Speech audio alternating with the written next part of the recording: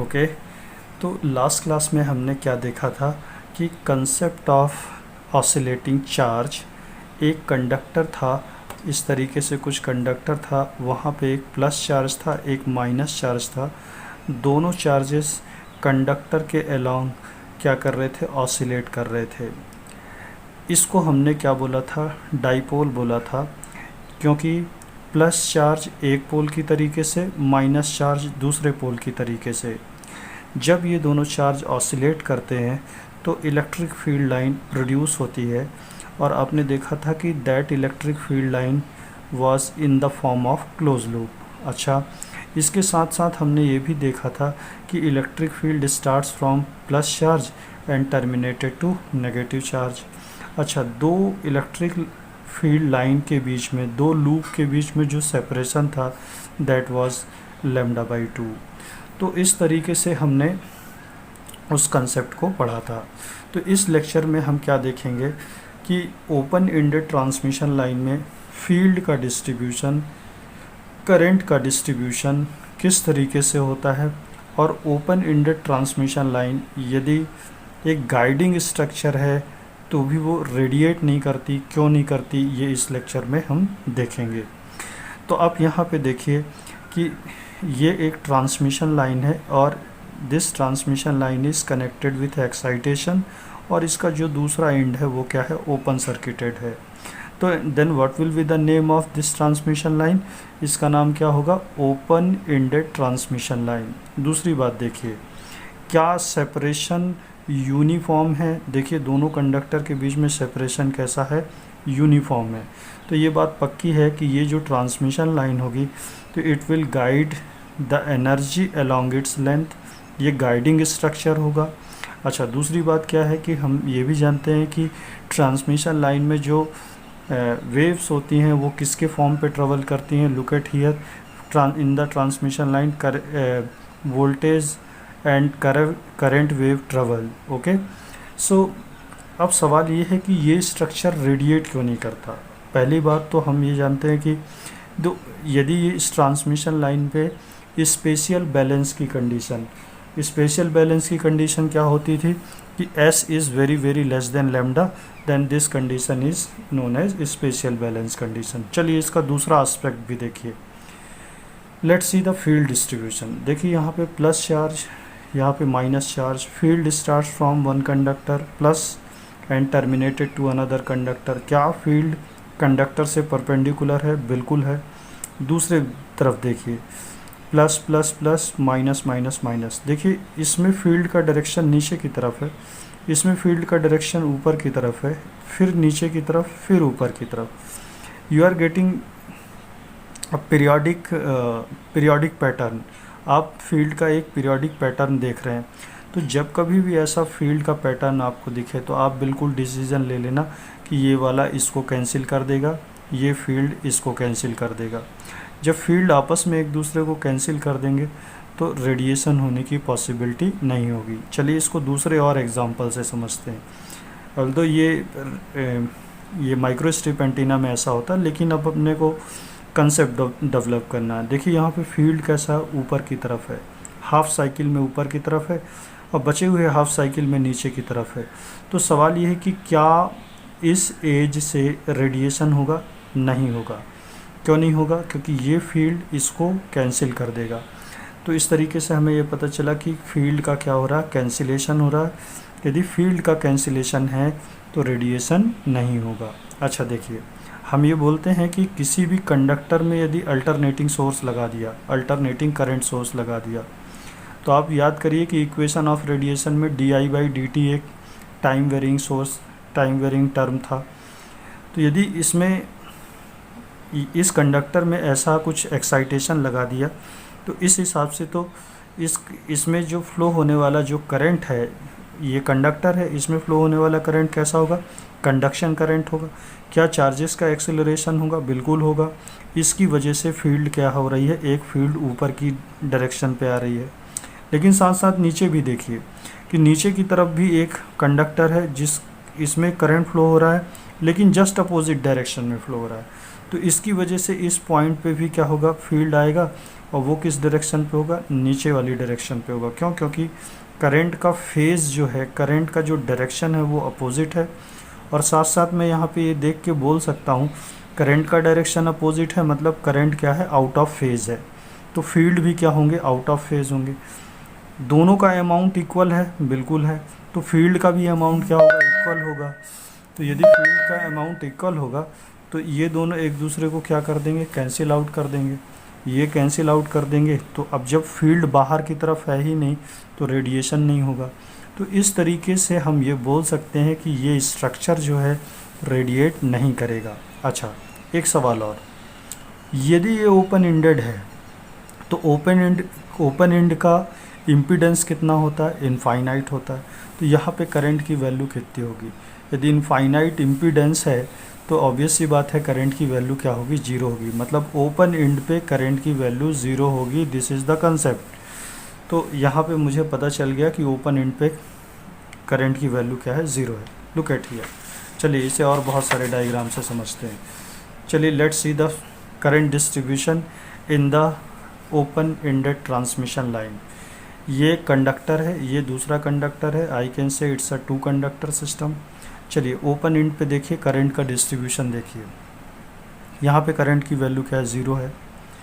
अच्छा, ये इस तरीके का वेव पैटर्न बनाते हुए इस तरीके से हम करंट का डिस्ट्रीब्यूशन बनाएंगे। क्यों? क्योंकि वेव टाइप का कुछ पैटर्न बनाएंगे। आगे के लेक्चर में है कि किस तरीके से हम करंट का डिस्ट्रीब्यूशन करते हैं। अच्छा, रिकॉल दैट एक ट्रांसमिशन लाइन का, एक मैंने ओपन एंडेड ट्रांसमिशन लाइन का लेक्चर बताया था कि if you want radiation from the transmission line then you have to flare the structure. Flare मतलब उन दोनों के बीच का सेपरेशन क्या करना पड़ेगा, बढ़ाना पड़ेगा। अच्छा, यहाँ से लेके यहाँ तक की जो डिस्टेंस कितनी होगी, यहाँ से लेके यहाँ तक की डिस्टेंस, ये हाफ साइकिल है। हाफ साइकिल का लेंथ कितना होता है, 0.5 लैम्डा। मैंने क्या किया, एक 0.4 लैम्डा से एक लाइन नीचे की तरफ ड्रॉ कर लिया। अब मैं क्या करूँगा, 0.4 लैम्डा से इस लेंथ से इसको फ्लेयर करना चालू किया।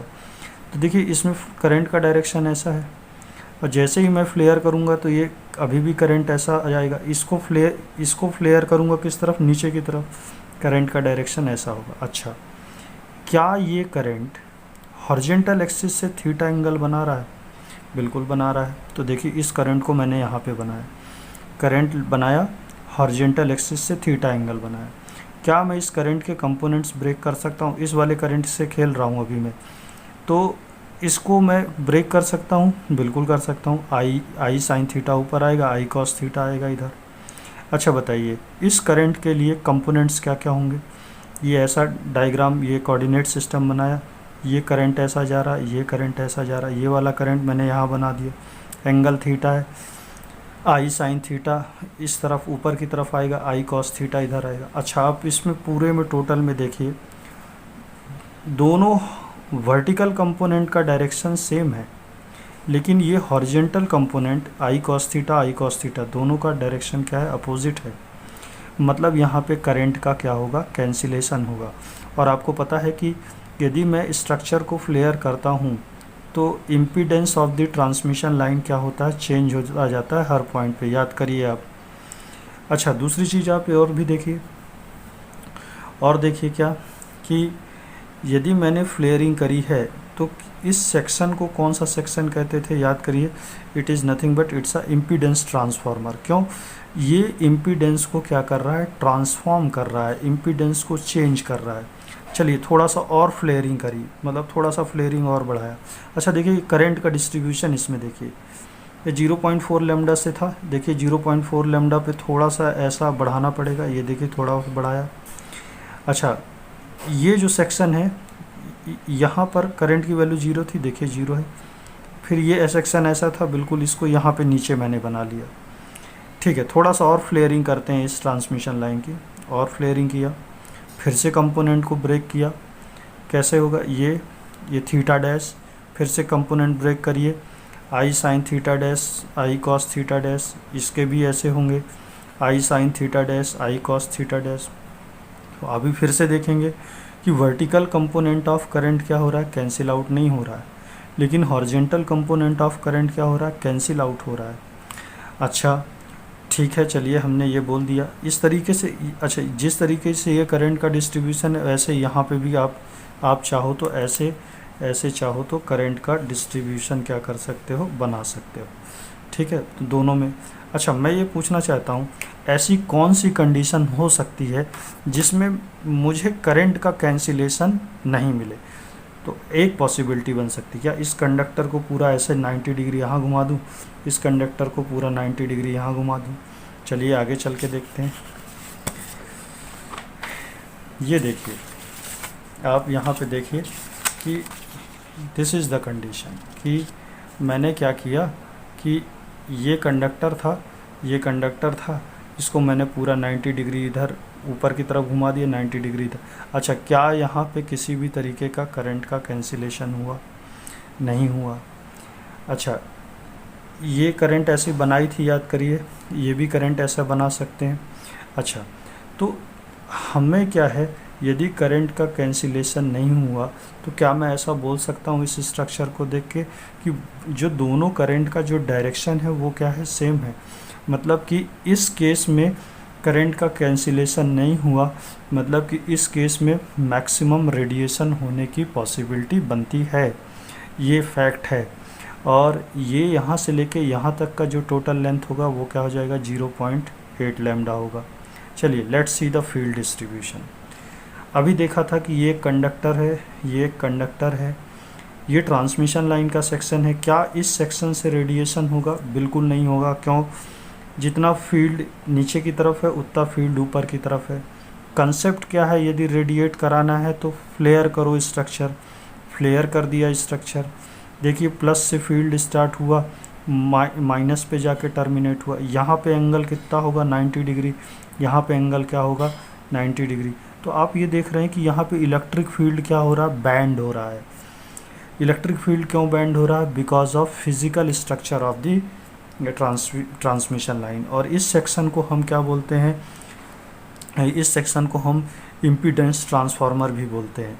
इस सेक्शन से क्या रेडिएशन होगा? बिल्कुल नहीं होगा। इस सेक्शन से रेडिएशन होने की पॉसिबिलिटी है, बिल्कुल है। तो अब आगे चल के यहाँ पे देखिए,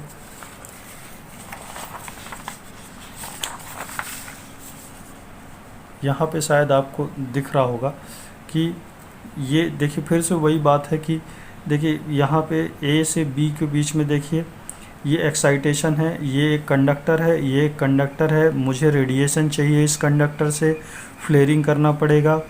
देखिए क्या इस सेक्शन से रेडिएशन होगा, जितना फील्ड प्लस जितना फील्ड नीचे है उतना फील्ड ऊपर है। इस सेक्शन से रेडिएशन नहीं होगा, लेकिन इस सेक्शन से रेडिएशन होने की पॉसिबिलिटी है, बिल्कुल है। बेंडिंग ऑफ फील्ड क्यों हो रहा है? Because of physical structure. देखिए आप याद करिए कि इलेक्ट्रिक फील्ड लाइन कैसे होती थी, एक क्लोज लूप फॉर्म में होती थी। अब मेरा सवाल ये है कि क्या ये जो एंटीना है क्या सिर्फ एक इलेक्ट्रिक फील्ड लाइन प्रोड्यूस करेगा? नहीं, ऐसी बहुत सारी इलेक्ट्रिक फील्ड लाइन प्रोड्यूस करता है। तो आप देखिए इस सेक्शन को हटा दीजिए, बी डैश से इधर के सेक्शन को हटा दीजिए। ये देखिए फील्ड ऊपर की तरफ था, देखिए यहाँ पे फील्ड ऊपर की तरफ बनाया, यहाँ पे फील्ड ऐसा था, देखिए यहाँ पे फील्ड ऐसा, और इनको क्या कर दीजिए, ज्वाइन कर दीजिए। तो आपको क्या मिलेगा, group of electric field lines. अच्छा देखिए ये group of electric field lines क्या है, एक क्लोज फॉर्म में है, क्लोज लूप के फॉर्म में है, बिल्कुल है। लेकिन इलेक्ट्रोस्टैटिक्स के केस में देखिए, इलेक्ट्रोस्टैटिक्स में प्लस से फील्ड निकला, माइनस पे जाके टर्मिनेट हुआ। अच्छा देखने पे तो ये भी क्लोज लूप दिखता है, क्या ये क्लोज लूप है? नहीं। क्लोज लूप तब कह सकते हैं जब स्टार्टिंग पॉइंट और एंडिंग पॉइंट क्या हो, सेम हो। यहाँ तो स्टार्टिंग पॉइंट ये है, एंडिंग पॉइंट तो ये है, स्टार्टिंग पॉइंट ये है, एंडिंग पॉइंट ये है, तो ये क्लोज लूप नहीं है। ये क्लोज लूप है, हाँ बिल्कुल है, स्टार्टिंग और एंडिंग पॉइंट बिल्कुल ला सकते हैं। तो इस तरीके से हमने क्या कंक्लूड किया कि फ्लेयरिंग ऑफ द स्ट्रक्चर से हमें क्या मिलेगा, रेडिएशन मिलने की पॉसिबिलिटी है, और इस तरीके से हम इलेक्ट्रिक फील्ड को ड्रॉ कर सकते हैं। इस सेक्शन से क्यों रेडिएशन नहीं हो रहा है, जितना फील्ड ऊपर है उतना फील्ड नीचे है। तो इस लेक्चर के लिए इतना ही। यदि आपको ये लेक्चर अच्छा लगा तो please like, subscribe and share it. और इस लेक्चर से आपको क्या सीखने को मिला, ये सीखने को मिला कि ट्रांसमिशन लाइन क्यों रेडिएट नहीं करती है, उसकी वजह क्या है। यदि उसकी 2 वजह मैंने जो भी है वो सब इस लेक्चर में बताई है। और यदि आपको ये लेक्चर अच्छा लगता है तो please like, subscribe and share it. In next lecture we will see the surface current distribution. Antenna में सबसे ज़्यादा इम्पॉर्टेंट सरफेस करंट डिस्ट्रीब्यूशन होता है और करंट डिस्ट्रीब्यूशन होता है, उसको हम नेक्स्ट लेक्चर में देखेंगे। Thank you very much.